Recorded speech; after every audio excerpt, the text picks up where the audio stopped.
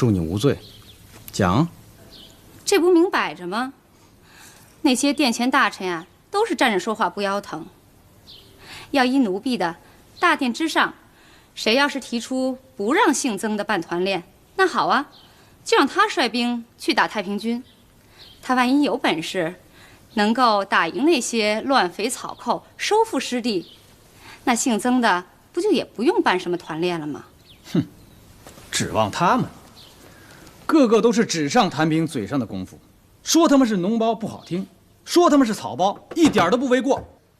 这就对了，他们呀是自己不打，也不让别人打。那大清国的江山可怎么办呢？那些失陷的城池又该怎么办呢？难道说眼睁睁地看着大清领土就这么一点点变少，他们就大快人心了？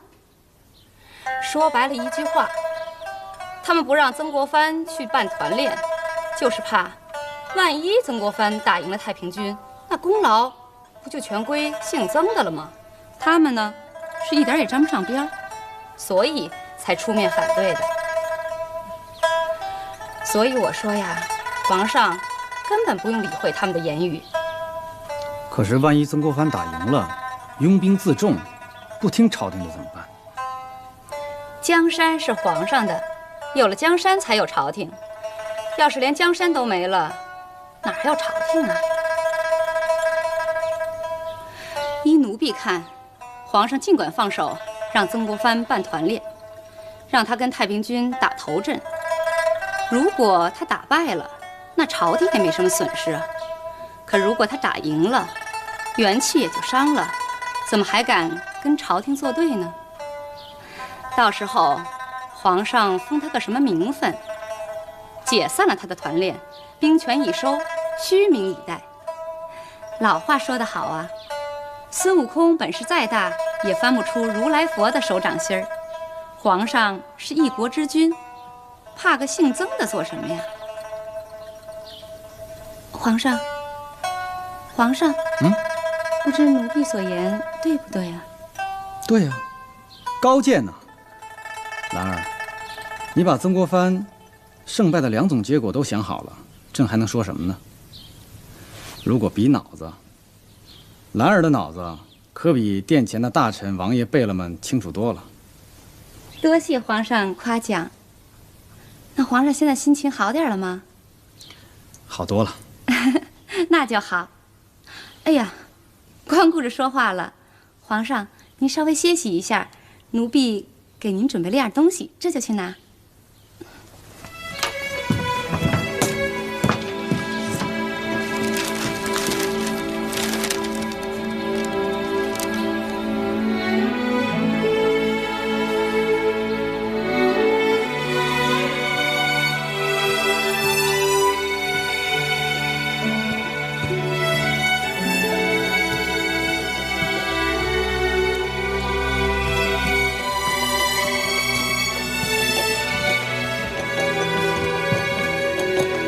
皇上，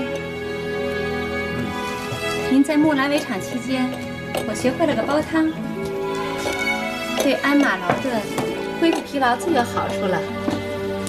皇上您尝尝，看看符不符合口味。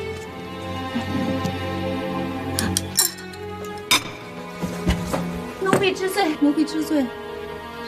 何罪之有？光顾着给皇上喝汤了，忘记了祖宗的规矩，应该先给太监尝了，再给皇上品尝的。要不奴婢先尝。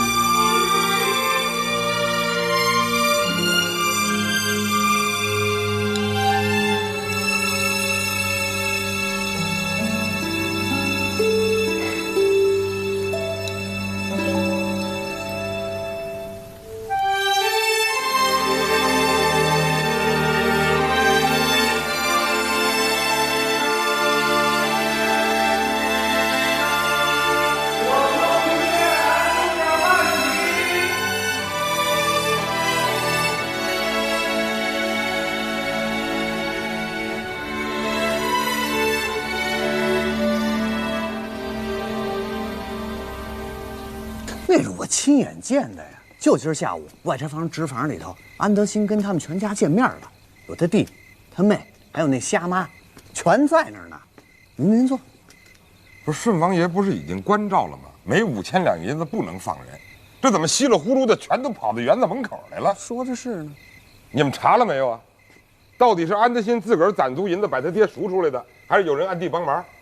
我查了，这事儿啊，完全是兰贵人一手所为。还有一个什么荣禄荣军爷，是他亲自到河北任丘办的这档子事儿。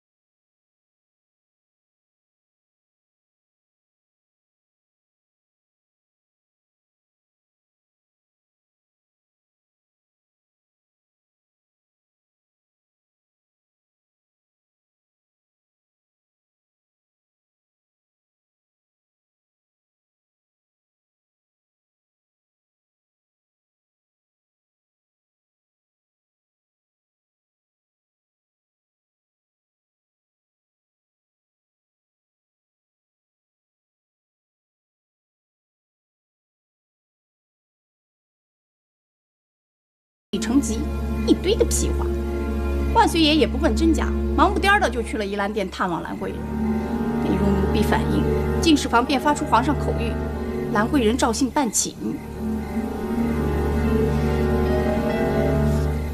刘总管，奴婢已经没脸再回宜兰殿，回皇上身边做事，又会被安德兴和小粽子那帮人看死，所以奴婢特意前来求教刘总管。何去何从？望您替奴婢出个主意。嗨，这事儿不忙，凡事都有个轻重缓急呀。皇上这回回来，不是直接把您带到寝宫招幸办寝了吗？并没有直接招幸兰贵人呢。其实我觉着啊，目前对您来说，怎么笼住皇上，这是一至关重要的课题。哦，我明儿个呀就去禀报太佛爷。让太佛爷帮您拿拿主意，不就齐了吗？红珠谢刘大总管。哎，别！红珠姑娘发达那天，别忘了刘福还帮过您那么一丁点的小忙，这就够了。关于曾国藩办团练一事，朕已恩准，就这么办了，由肃顺牵头。按朕的意思，拟一道圣旨。同意曾国藩在湖南办团练，对于他在朝廷危难之机挺身而出的勇气，朕深感欣慰，予以褒奖。同时，由司库作为曾国藩办团练的军需之用。臣遵旨。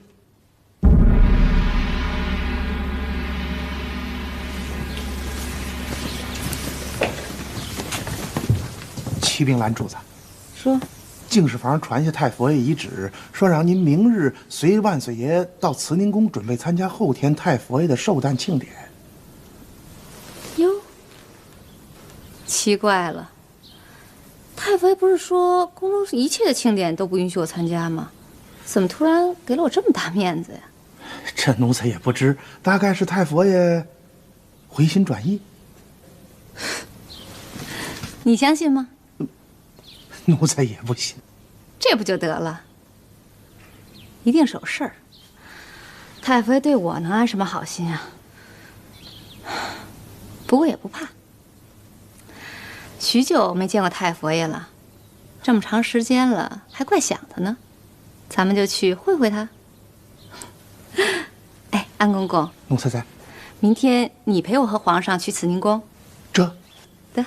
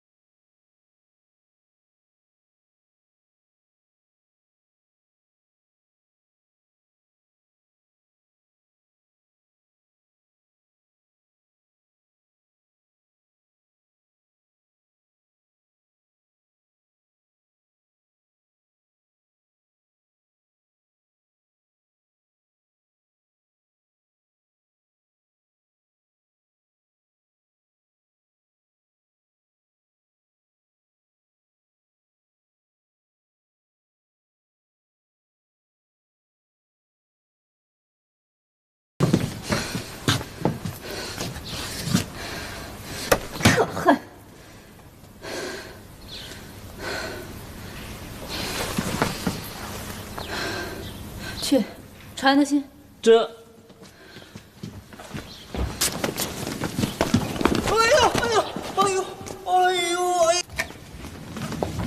奴才安德兴给蓝主子请大安。起来吧，你们先出去。是。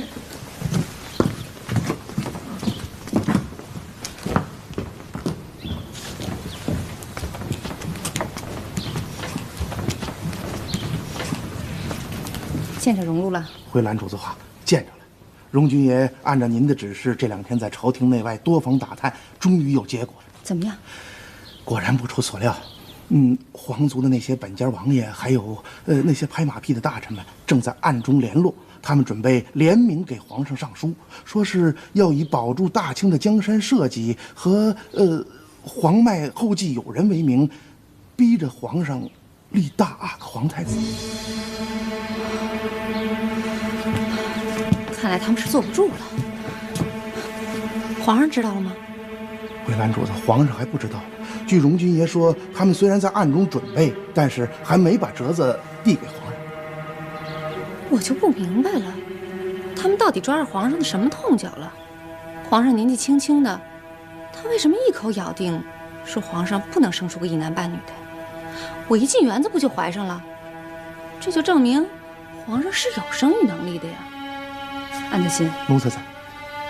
你在皇上身边待的时间长，你说说，皇上真的有这病吗？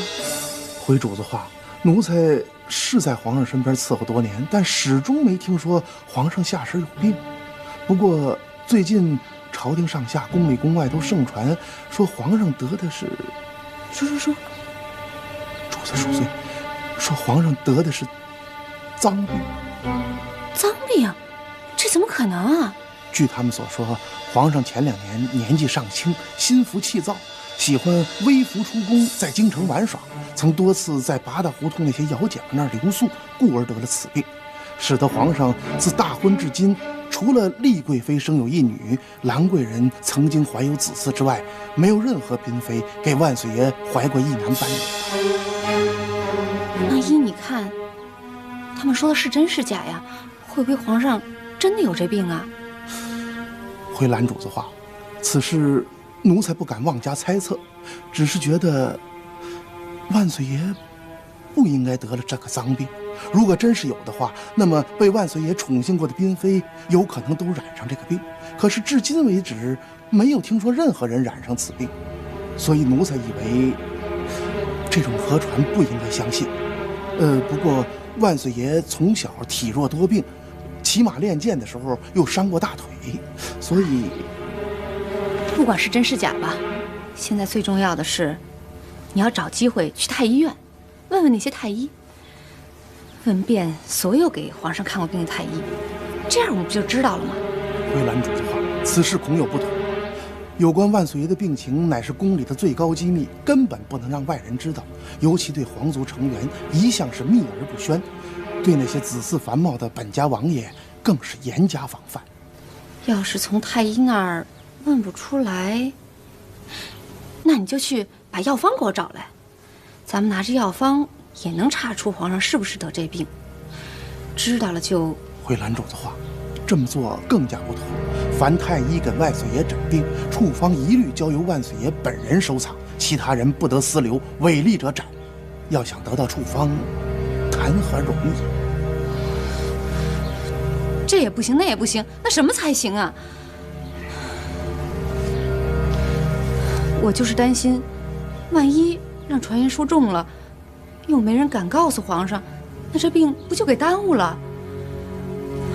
非但皇上生不出一男半女，连皇位也保不住了呀！这可怎么办呢？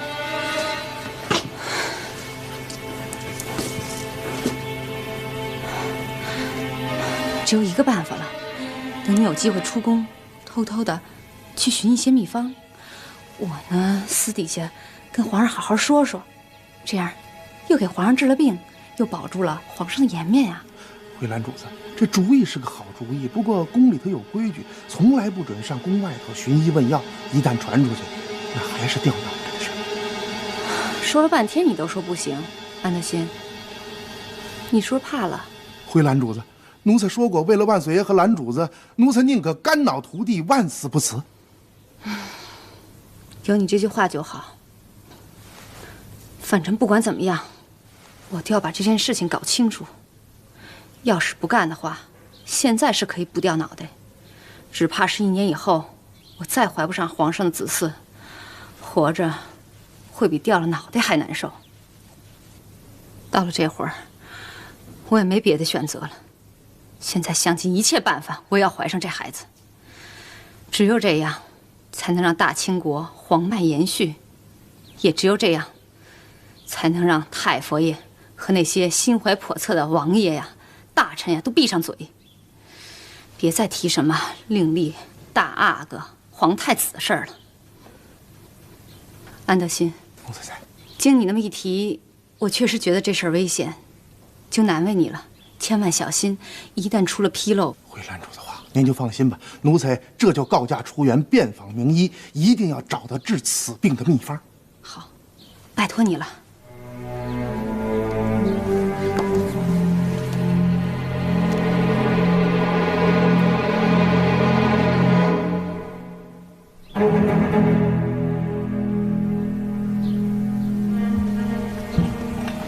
大总管，红珠答应来了。来了吗？来了。那快请进啊！哎，好。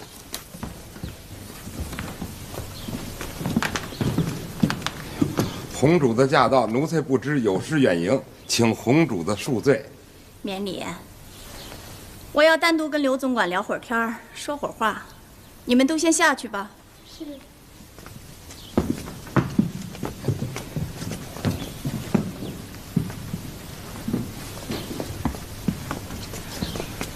红主子，有什么事您原一声，我上您这儿磕头就行了。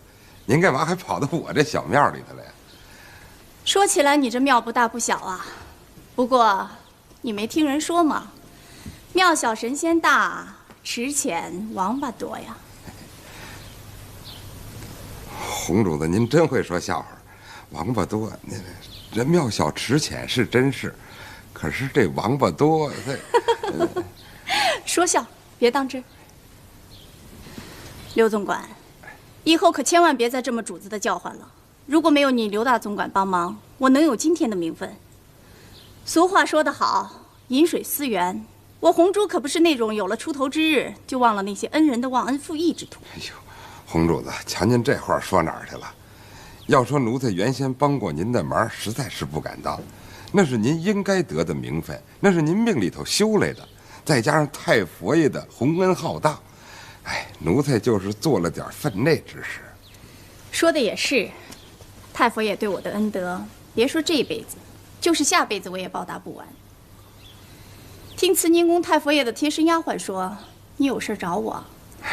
回红主子话，我哪敢呀？是太佛爷传话说让我找找您。太佛爷找我，什么事儿？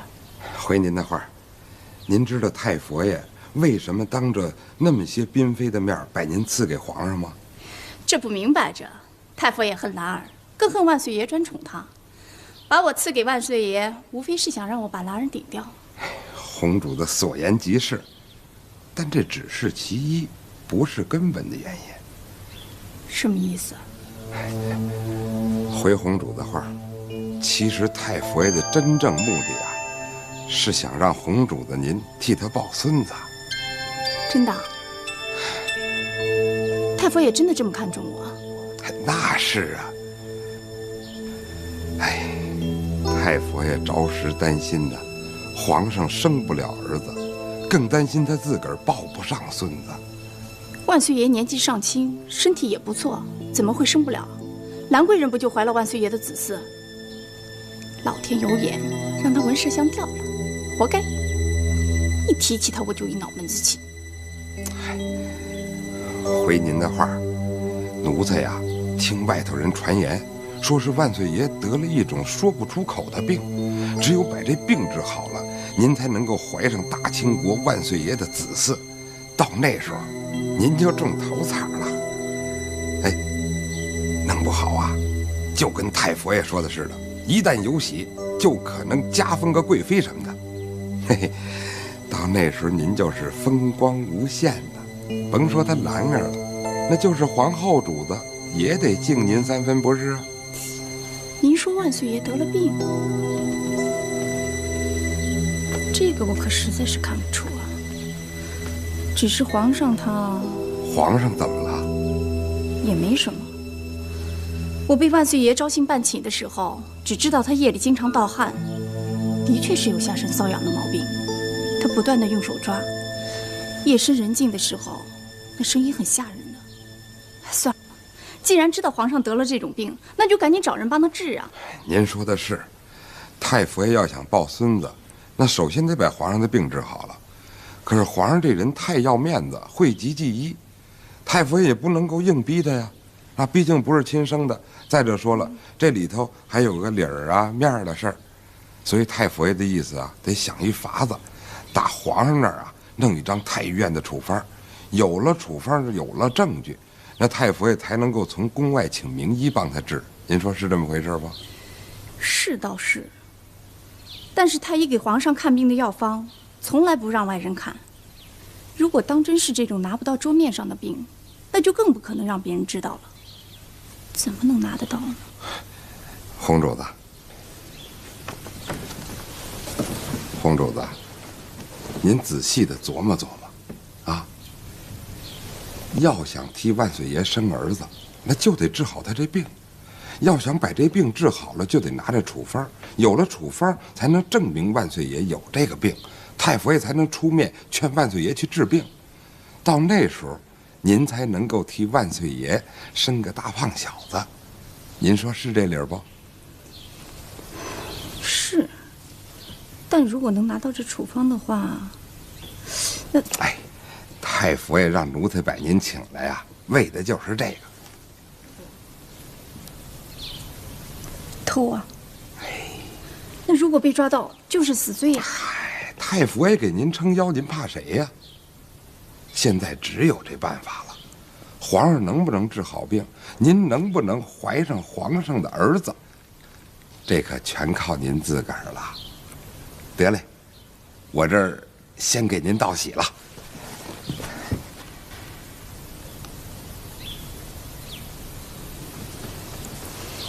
放心吧，你去给太傅爷回个话，就说奴婢红珠一定会办得到，就让太傅爷请。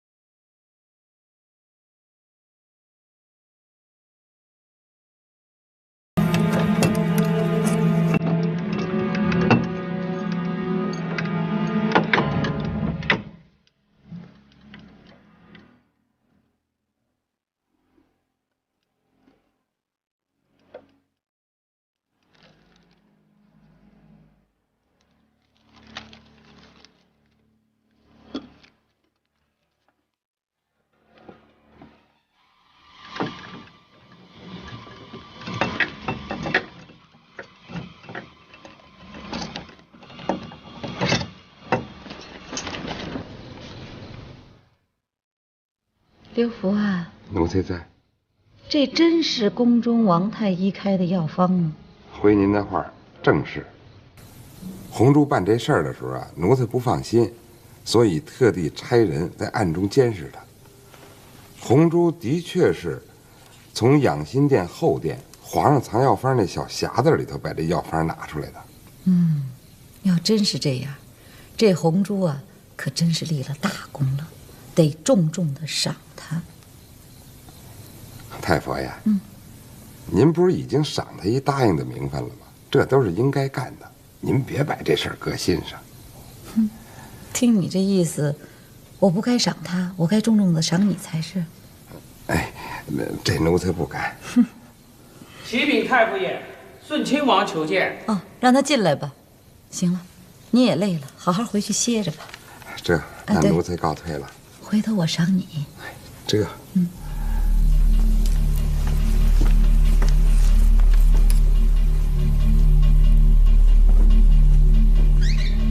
微臣给太傅爷请安。免礼。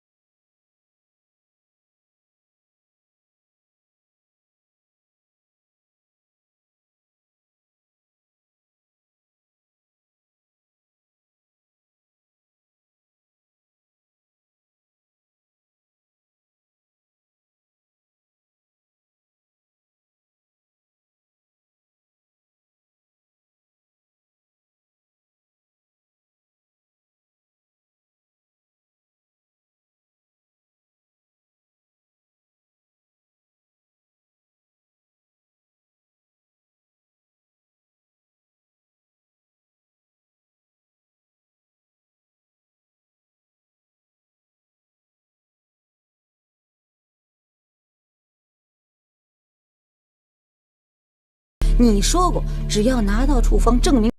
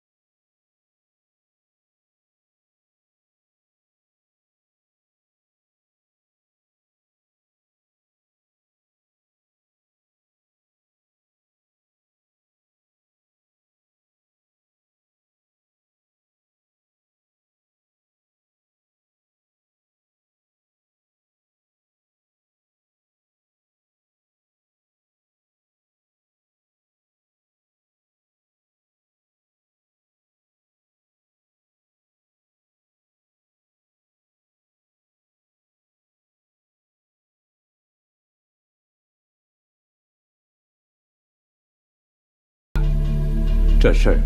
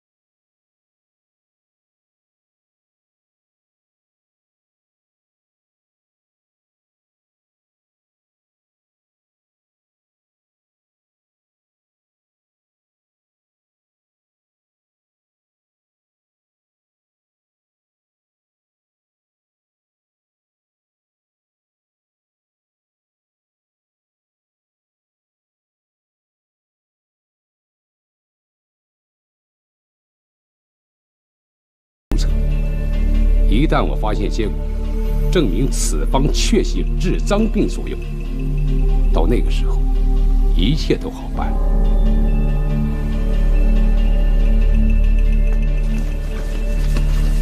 奴才给蓝主子请安。回来了。这宫里情况怎么样啊？回蓝主子话，小粽子捎过话来说，皇上最近一段时间可能回不了园子。回蓝主子话，小粽子捎过话来说，皇上最近一段时间可能回不了园子。回不了园子？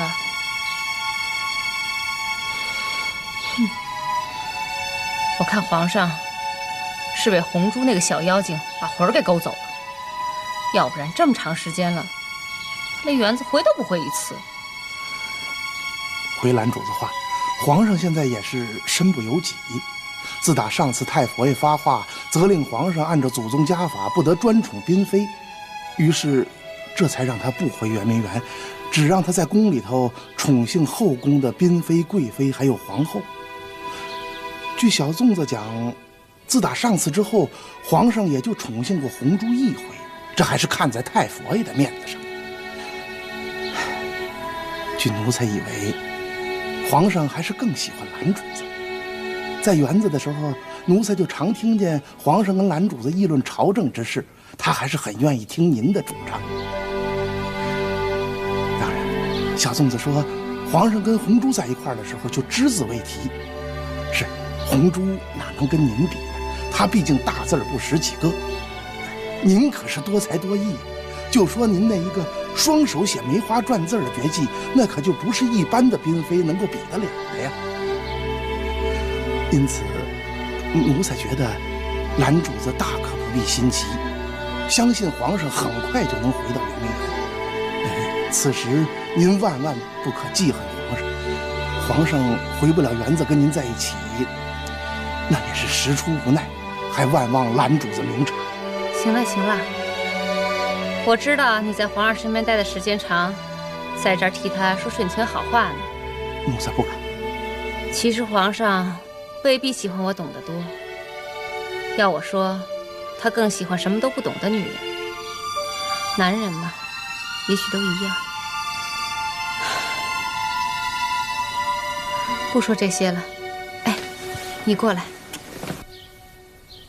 前几次你从园子外面淘回来那些秘方啊，我都查过医书了，看来没太大用场。你能不能抓紧时间？趁皇上这阵儿不在园子里，再出去几趟，多弄点秘方回来呀。回蓝主子话，奴才最近恐怕出不去。为什么？回蓝主子话，奴才是说最近出不去园子。什么意思？有人盯着奴才。真的？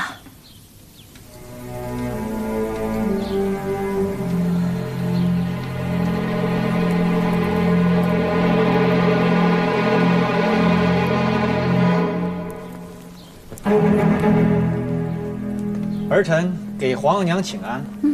你来了，你们下去吧。皇额娘，急匆匆的叫儿臣过来，有什么事儿吗？来，咱们娘俩这边说话。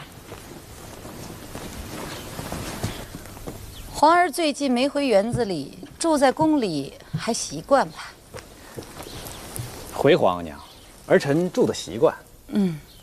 园子里啊出事儿。嗨，咱们是一家人，不说两家话。额娘就都告诉你吧。园子里传来消息啊，说那个兰贵人正在四处寻找秘方。皇上知道这事儿吗？儿臣不知道啊。儿臣上次给皇额娘祝寿，至今都留在宫里，没有回到园中。儿臣更没有见过兰儿，怎么，兰儿她病了？她病不病的，只有她自个儿知道。只不过，为娘的要提醒你一句话呀，皇额娘，儿臣有病，一直由太医院的太医们亲自诊治，儿臣更没有吩咐过人到园子外面去寻医问药啊。谁说你病了？我是说他。他？您是说兰儿病了。先开始啊，我也以为是别人在那儿胡说八道，可是仔细想来还真是。你想想啊，这兰儿进园子也有大半年的时间了吧，从来没有有喜的消息。她不是以前给你怀过子嗣吗？可惜小产了，想来这事儿真是可惜。可是她进园子这大半年了，属跟你待在一块儿的时间最长。我问了园子里面的宫女了，不光这兰贵人没有喜，别的嫔妃也没有喜。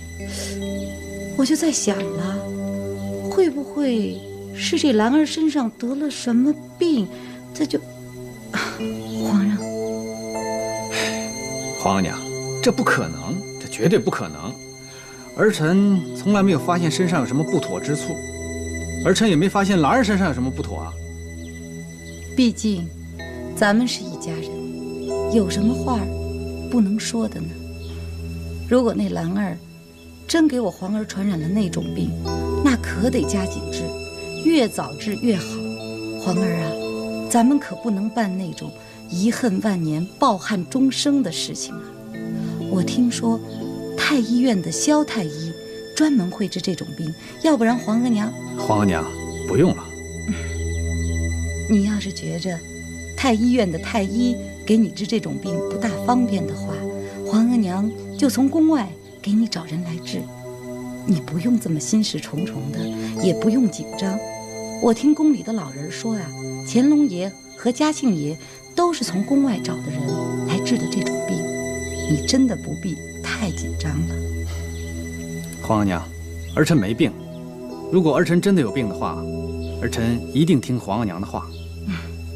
皇上啊，反正病在你身上，为娘的也只能说到这份上了。你可不知道啊，我做梦都想抱上大孙子，可是现在，要不然我怎么能立下那规矩呢？先有喜，再册封。谁想到你心急，偏要册封这个兰儿。现在看来，大半年的时间都过去了，他是一点喜信儿都没有。我看也指望不上他了。你让为娘怎么办？这个，现在不是还不到半年吗？既然立了规矩，咱们就按照规矩办吧。反正你是皇上，你说了算。也是，既然咱们给这兰贵人立了1年的大限，那咱得说话算数，得讲信用。不过，如果让我查出他身上真有那脏病，别说贵人这名分了，这时限呐什么的都不能作数了啊！皇上，皇额娘，兰儿真的不可能有病，她真的不可能有病。可能不可能的再说吧，反正啊，这段日子你就住在宫里吧。我觉着你也别回园子里了。在我没有查清这兰贵人身上到底有没有脏病之前，皇上不能跟她同房，记住了吗？儿臣遵命。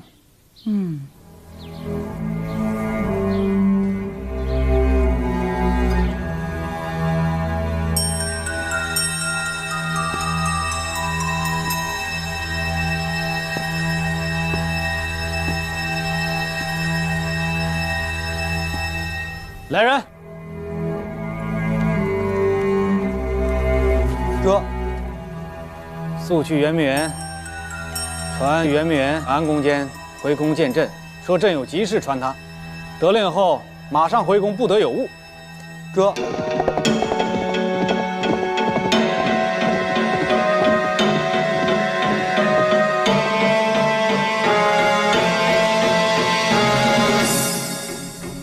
启禀安宫监，皇上令你火速前往宫里复命。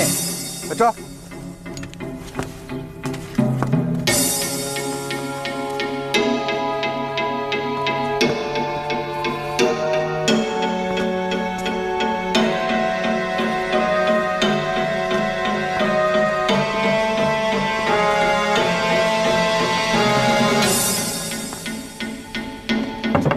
兰主子，兰主子。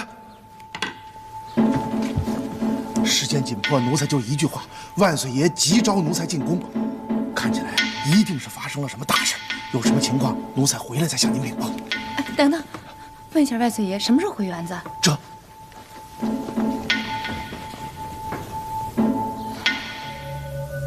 又会有什么事儿啊？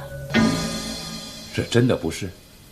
顺王爷，卑职我自幼苦读医书，对《药性赋》和《黄帝内经》几乎可以倒背如流啊，可以断定，此方啊，只是滋阴补肾的普通药方，绝非顺王爷所言是什么治脏病的秘方。卑职我斗胆问一句，顺王爷找这种秘方，是您身上不舒服？这哪跟哪儿啊？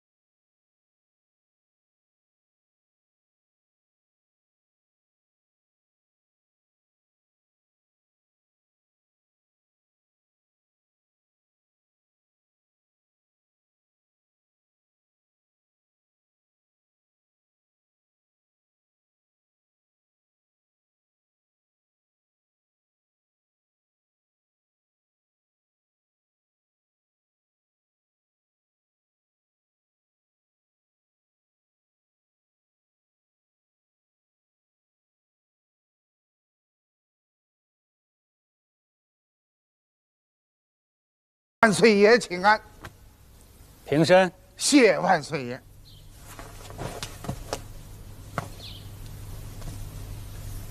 安德新，奴才在。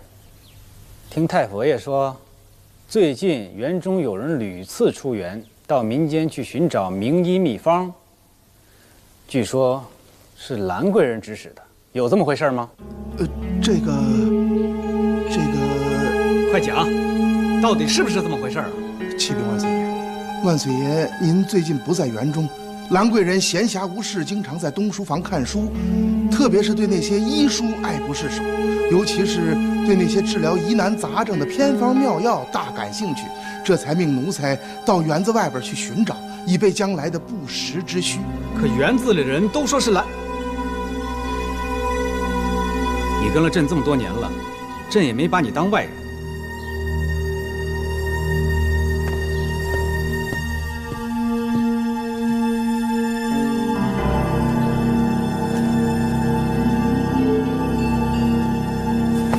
启禀万岁爷，兰贵人绝无此病，这一定是有人有意陷害。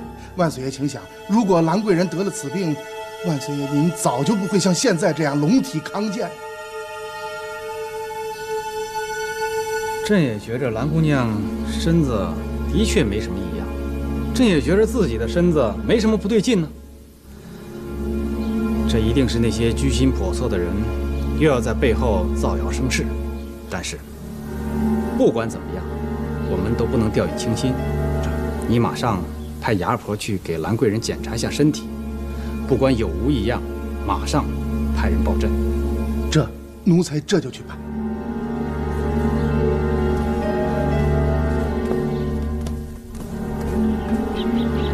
站住！奴才安德兴给红主子请安，祝红主子吉祥。哟，我怎么听这话那么不顺耳呀？是不是安宫监说这话说得很不情愿呢？奴才不敢。什么不敢？你从来就敢。安德兴，你也太目中无人了，跟我走个照面，连个招呼都不打。像你这样目中无主子，该当何罪？奴才知罪，奴才知罪。告诉你，安德兴，别以为你在皇上身边做事，我就得敬你3分。我现在可不是那个过去被你们吆三喝四、辱骂训斥之后，连个屁都不敢放的红珠。我现在是个有名有分的答应，是你的主子，见了面儿你就必须给我请安，知道吗？这，奴才知罪。请红主子恕罪，奴才因为有急事回园。急事回园？怕是又去找那个什么兰贵人密谋吧？告诉你，安德兴，风向转了，就像我今日的红珠已非昔日的红珠一样，很快兰贵人也就不再是昔日的兰贵人了。你回去告诉他，最好啊，赶快准备准备后事，把该打的包袱皮打打，该收拾的衣服收拾收拾。变天儿了，弄不好啊，这霹雷闪电、晴天霹雳，很快就会随着来了。你最好再告诉他，让他最好啊，把膝盖头上都绑上2块棉垫子，到时候跪着的时候啊，弄不好功夫大了，这膝盖头啊就会血肉模糊的，听见了吗？这。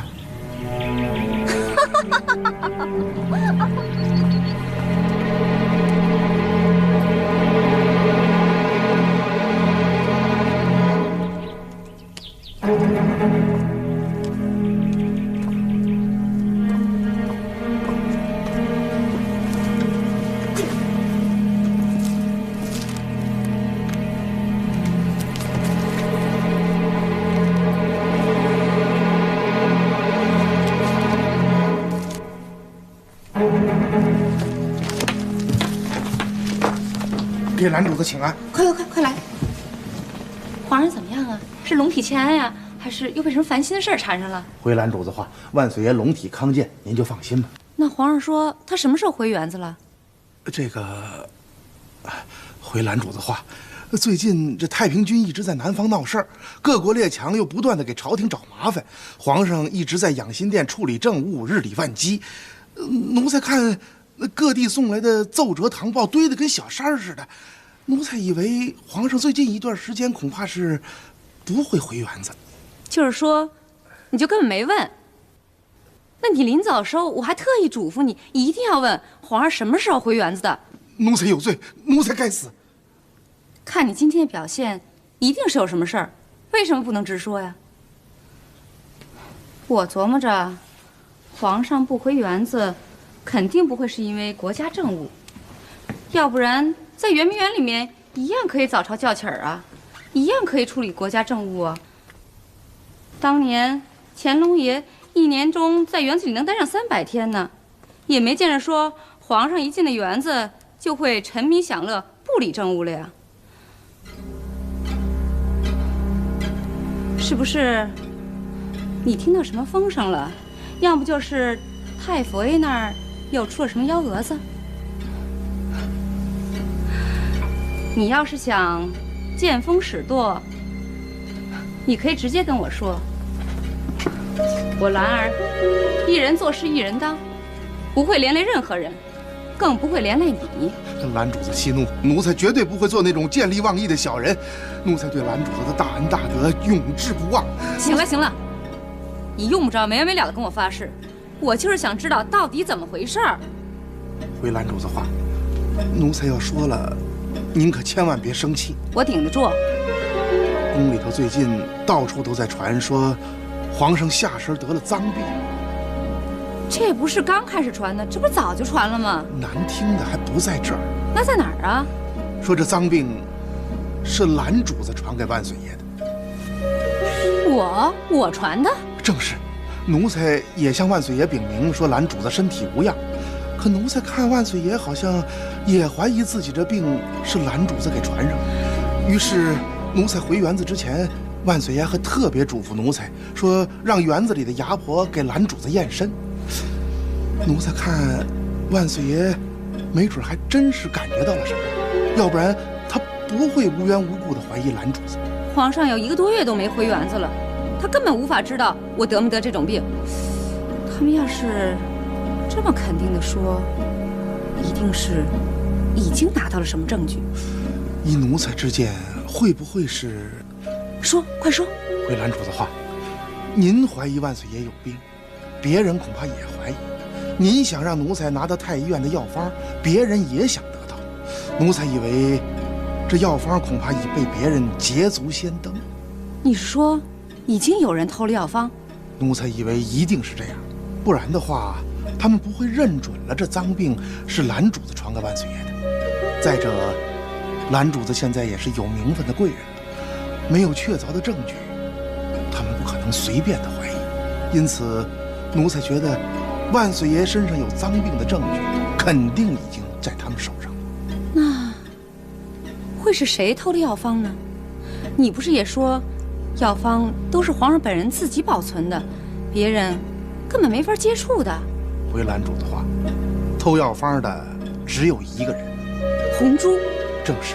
奴才今天在出宫回园子之前碰见红珠了，他跟奴才说了一番话，那显然是在暗示奴才，在偷药方这件事上，他起码是手中一剑，不然他不会那么猖狂。他都跟你说什么了？他说，让蓝主子收拾东西准备准备。这您还不明白他的意思吗？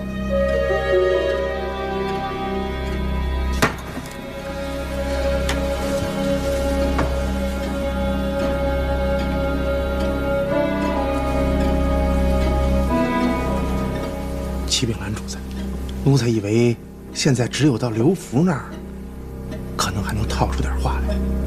刘福？正是。他不是在宫里，这阵子没在园子里见过他呀。回蓝主子话，奴才刚得到外差房大力太监的汇报，说刘总管今天已经回园子了。要不这么着，奴才现在就到他那儿去一趟。去刘福那儿？是。你是想从他的嘴里知道一些宫里的消息？正是。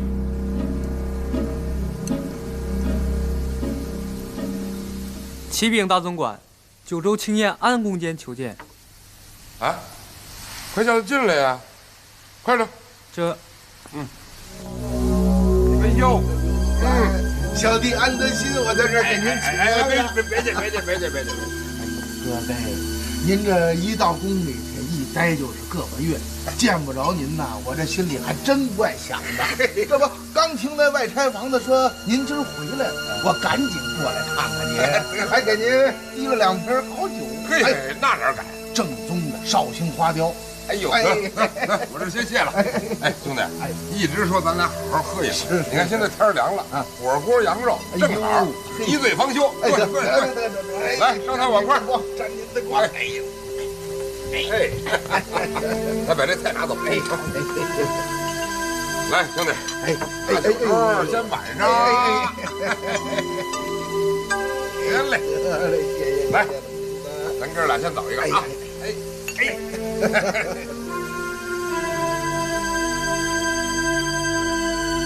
呦，来，这儿来，来根这个，哎呦，我自个儿来，我自个儿来。哎。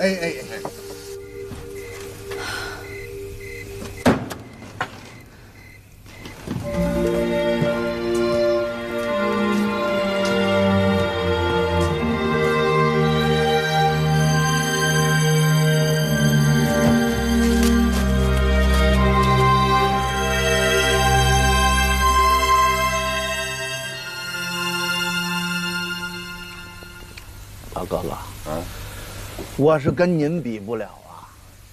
您看看，眼时下这事儿，这不明摆着吗？啊，万岁爷把兰贵人就扔在园子里，自个儿进宫里，这么些日子不回来。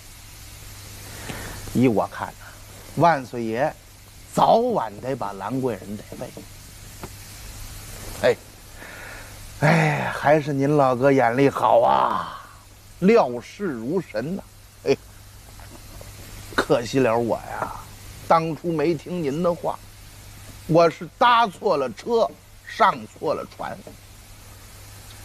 哎，现在这想起来啊，真是有点后悔。刘总管，您让我叫您一声老哥哥，您无论如何得帮兄弟一把啊！这话说哪儿？我来，走。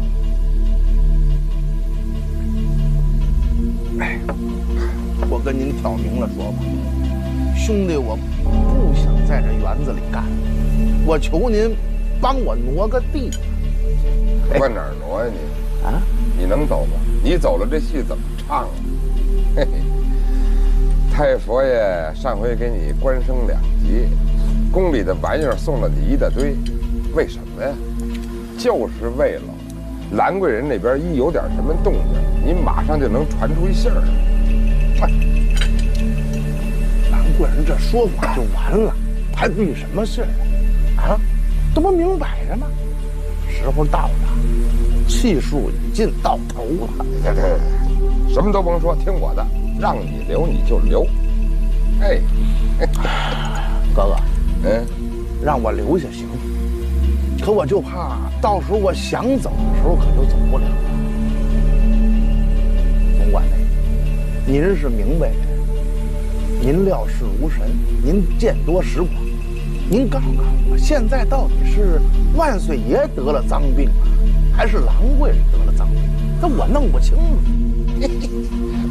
你是真傻，你是假傻呀，兄弟！我，谁不一样啊？万岁爷、兰贵人，这是一根绳上的蚂蚱，他们谁都跑不了。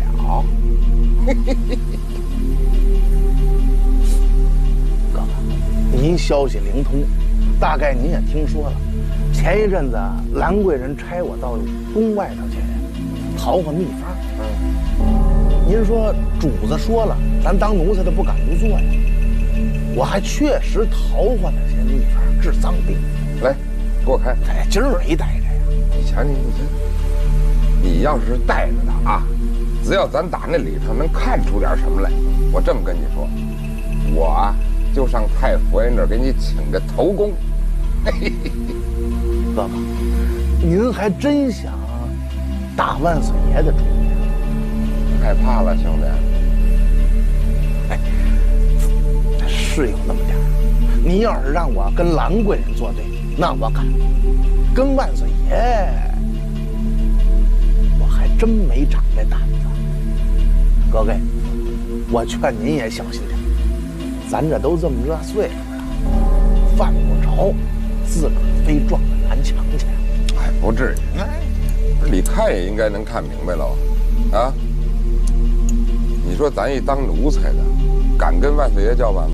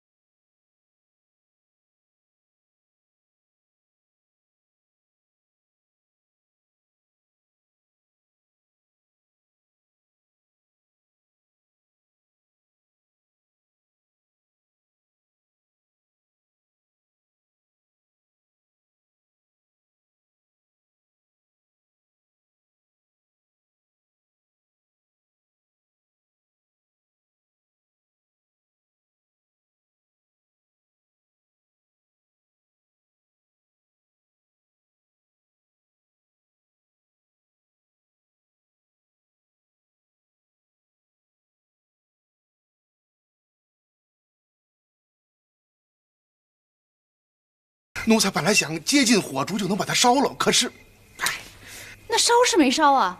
就烧了一个角，那药方还在他手里头。干嘛不给烧了呀？那张纸不争气呀，着了一个角它就灭了。哎呀，你干嘛不就是吹2口啊？吹2口。奴才该死，奴才没想到。啊，算了，小点声。这可怎么办呢？现在证据在他们手上。明天，刘福进了园子，找到太医院，一看过来，太可怕了。怎么办呢？得赶快想个办法呀！兰主子，您千万别急，奴才现在有个办法，立刻派个人到刘福那儿把药方偷出来毁掉。一旦他们手里没了证据，也就毁了他们的如意算盘。现在看来，只有这个办法了。可是怎么个偷法？盼谁去呢？回兰主子话，奴才自小学过点武功，今天趁着刘福喝多了酒，我夜里就动手。你不能去，我身边就你一个得力的。万一你给他们抓着了，你当然性命不说，也会给他们漏下把柄和口实的，到时候后果更加不堪设想。回主子话，您是怕奴才被他们抓着了，受不住酷刑是吧？奴才不才，但是绝不会出卖主子，更不会出卖万岁爷。奴才早就准备好了。您看，一旦被他们抓住，奴才就将这碗药吃下去，一点痛苦没有，眨眼的功夫就去了。兰主子，现在只有将药方偷出来，才能救了您和万岁爷。奴才明白，此去凶多吉少。但是，到现在为止，兰主子对奴才的大恩大德还没报，这一次就全当奴才报效兰主子和万岁爷的恩典。你能有这份心，我替万岁爷谢过了。请受兰儿一拜。主子，使不得，千万使不得！您这可折杀奴才了。我真的是心里过不去。你这一去，不仅自己要搭上性命，你的家人可能……那我兰儿岂不是太对不起你们安家了？多谢兰主子还想着我们家人，奴才安德心替安家全家几10口子给兰主子叩头。起来，起来，起来！启禀兰主子，不瞒您说，我爹自打大牢出去以后，身体就一直不好。没过多久，他老人家就归了西。我爹死后，我就安排我们举家迁徙，搬到了一个谁都不认识的地方。奴才现在不怕连累家人。看来你为了今天早做好准备了。回兰主子，奴才现在是前无愁后无忧，上刀山下火海，只要能为主子和万岁爷效力，奴才万死不辞。你说，一定能行吗？主子，机不可失，时不再来呀！您要是再犹豫，可就耽误大事了。好，就照你说的办。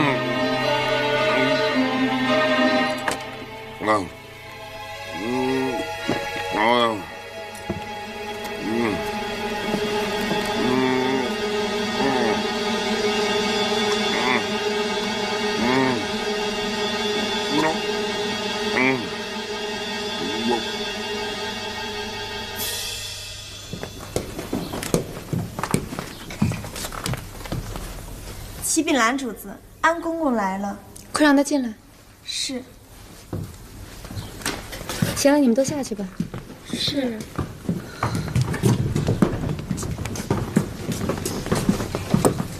给蓝主子请安。怎么样，办成了？